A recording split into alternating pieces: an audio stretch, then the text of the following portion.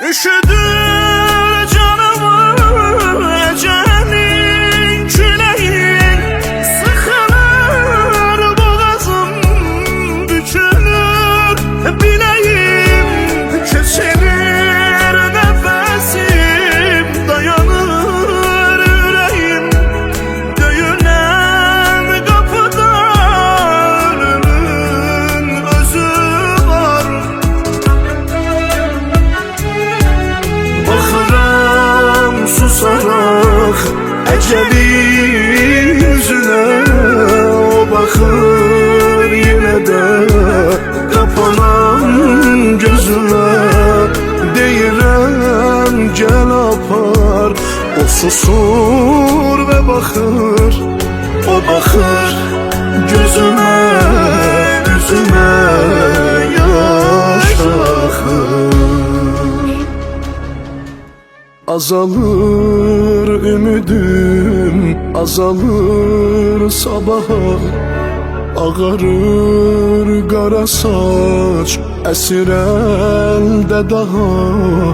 Baxıram savaba, baxıram günaha, döyülən qapıda ölümün özü var.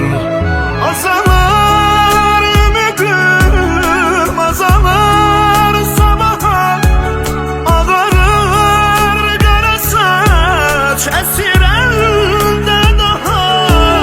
Baxıram sabaha, baxıram günaha, döyülən qapıda ölümün özü var.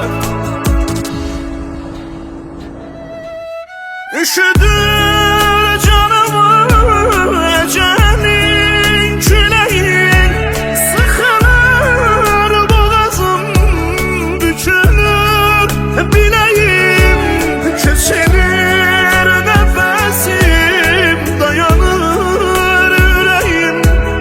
Döyülen kapıda ölümün özü var. Bakıram susarak ecelin yüzüne, o bakır yine de kapanan gözüne.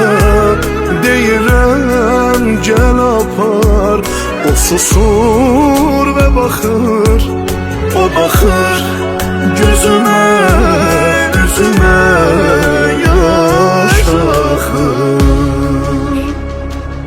Bakıram susarak ecelin yüzüne, o bakır yine de kapanan gözüne.